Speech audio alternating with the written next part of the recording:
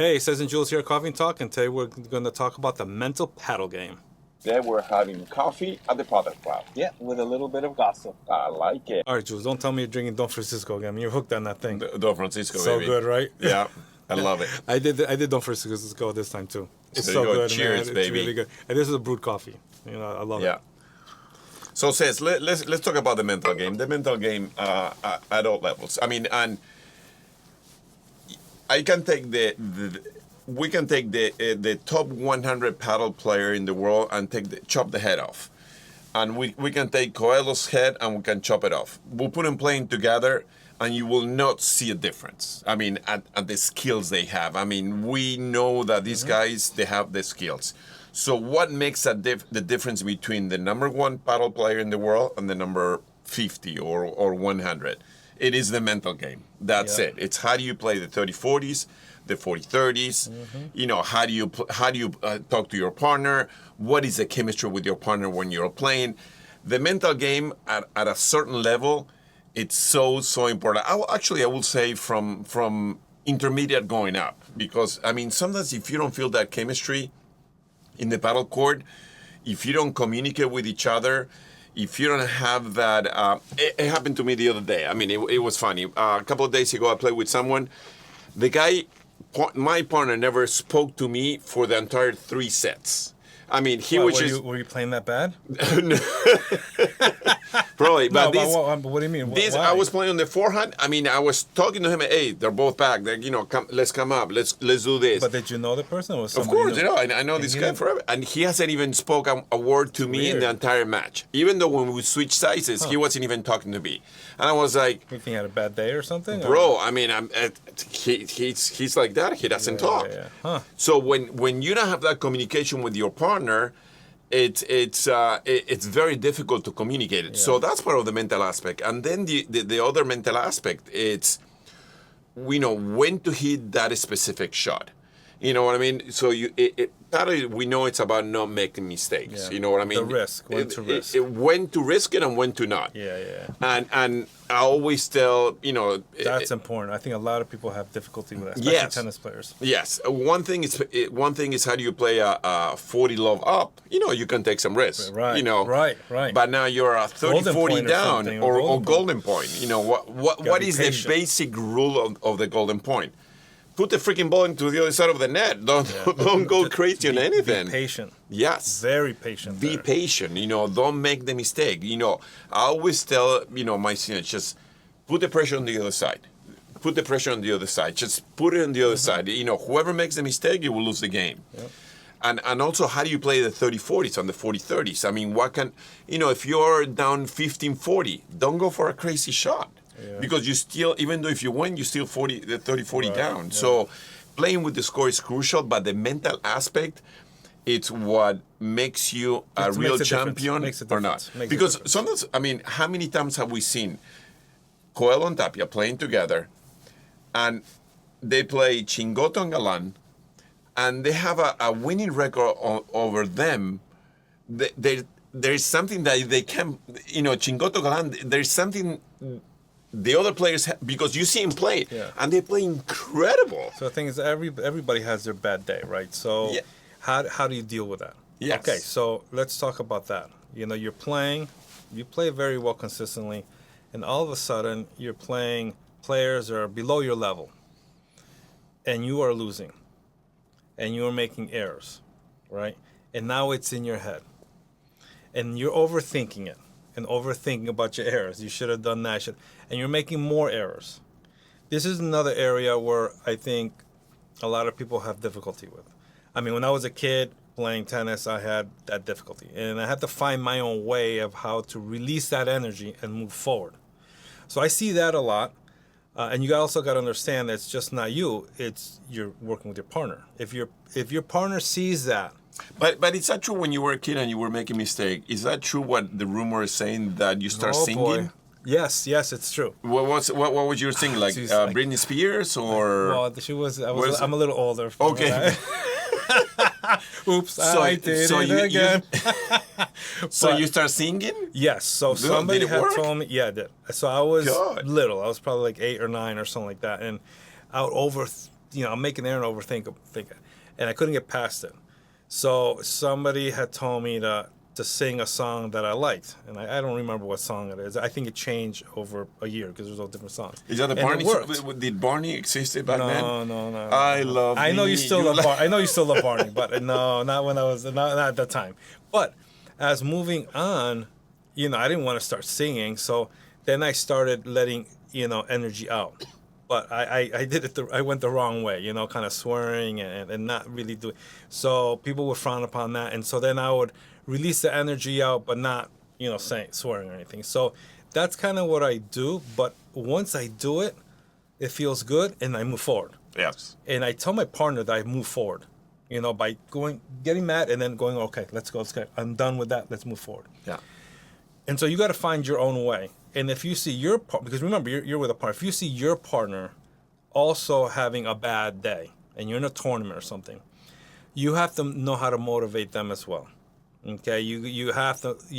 I have to motivate Jules all the time. Yes. So it's you're not just dealing yourself. You're dealing with a partner.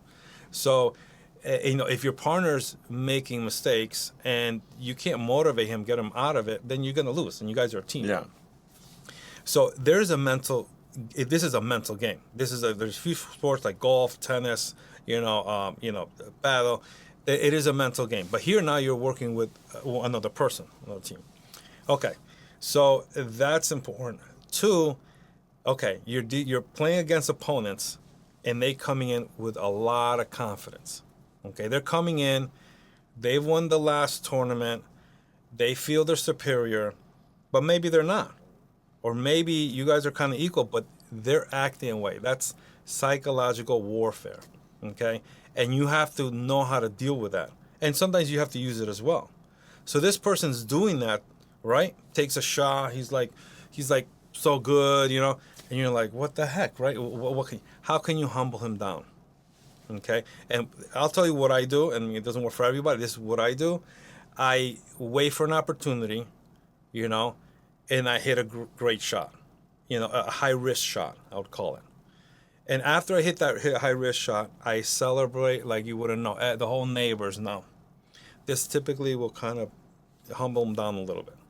Now I'm telling them, hey, take it down a notch. You're at a 10, bring it down to a 7. And now we can reset and start fresh. That's what I do. I mean, there's other techniques. I'm sure you've been in those situations. What do Okay, you do, but I mean, the big difference is usually for you, it's some people have bad days, but you have a bad month, and that takes a long time. But I think that there are 2 different ways that the mental game happens. One thing is what's happening in your side of the court, meaning with you, how do you feel mentally? Are you having a good day? Are you having a bad day? What's happening with your partner? That's called, your side of the court. So if you're having a bad day, so let's divide in 3 different stages. If you're having a bad day, how do you change that momentum? First of all, try to start thinking more positive. Go back to basics. Having a bad day, what is it? Not moving well. Start making stupid mistakes. So go back to basics. Put the freaking ball in play. That's it. Yeah. Don't go for crazy shots. Don't try to hit it by 3. Don't try to hit it too hard. But it's not a physical thing. It's more of a mental thing. It is a mental thing. How do you get over mental? So the moment you change that momentum, when now you start feeling better on the paddle court, you start playing better. Now, your partner has to accompany you in that journey. Now, what happens? Now I'm playing better. My partner is not playing as better. So start being positive and start giving positive feedback to your partner that, what do you mean by positive feedback? A, that was a good shot, but maybe try to slow down. You have to be proactively giving positive feedback without telling them how to play paddle. Because they already know. Yeah, don't even bring that up. They exactly. just need to so you have to find that happy balance and also know your partner, what he likes. Some players like to give me direction, tell me what to do. Don't tell me, or some other guys that are very cocky, very, very egocentric, don't tell me what to do. So in those cases, that's why it's so important to know your partner. Every time I play with Cesc, oh boy, here we go. He thinks he knows everything about everything all the time, and usually that's not the case. You know what I mean? So, and then we move into the other side of the court. Now, we're playing good, but we're losing, right? So the mental game, okay, let's start to look for weaknesses into the other side. What shots they don't like? Why are they having a hard time? Are they coming up to the net too quickly? Are they not hitting good bandejas? Or they're having a difficult time, when after they serve, they don't react properly. You start nitpicking exactly what is the strategy they're playing to. Are they putting more play into my partner's game? They're putting more play into my side. So how can we change that momentum? During the match, you're going through different momentums. You're playing bad, you catch up. The other team is playing better. Your team is playing better. So something that the mental game happens. They start putting more, balls into my partners. Okay, how can we change that momentum? Start hitting more down the line. So they put more. The strategic part is part of the mental game. It's don't focus so much sometimes in your side, but you got to focus on the other side. And the visual aspect, when they start making mistakes, how do they react to the mistakes they're making? Are they down and they're up? Both players, they are different players. So try to put the weight of the ball more into the player that they're not playing the best at that specific moment. One player made a few mistakes. Okay, keep putting more pressure on that game. Oh, yeah, I was going to talk about the reverse. Yes, So start putting somebody's more the opponent's having a bad moment, day. because it could be a bad day. You keep going at him. Yes. You keep going at him. But let's no mistakes. You have bad days and you have bad moments. And those moments, the opponents or us, let's say, can exploit those bad moments Yes. as well. So, for you to keep putting more pressure on that player that is making more mistakes right now. The other one is kicking your butt. Okay, let's keep the play away from that guy. Or that guy is hitting is not hitting well when the ball goes low with a chiquita. Start hitting chiquitas to that guy. Or start hitting more lobs, higher lobs, It's like more rainy get lobs. into their heads. Yes. Get into their heads. So the tactical like aspect, the mental part, it's what's happening on your side, what's happening with your partner, and what's happening to the other side. And you got to add the tactical aspect to it. At the end of the day, paddle, it's about not making making mistakes. So whoever makes more mistakes is going to lose the match. So at the end of the day, it's crucial for you to become a good player. And now let's move into the professional level. You know what I mean? When you see why, Tapia and Coelho, they still playing together. Or let's just talk about why LeBron. Those are the two opposites. Tapia Coelho. First of all, they have personalities that they go with perfect with each other. You know what I mean? They're not low key. They're low key. They understand. They understand themselves. They're not emotional. You don't see them going crazy and cursing and all that. That's why they're a good fit. Now let's go to reverse. LeBron. Oof, man. LeBron is very. I was acting. I gotta apologize. I was acting like LeBron. And last Friday, you were playing like crap. Yes. And it wasn't your fault. You had a hole in your racket.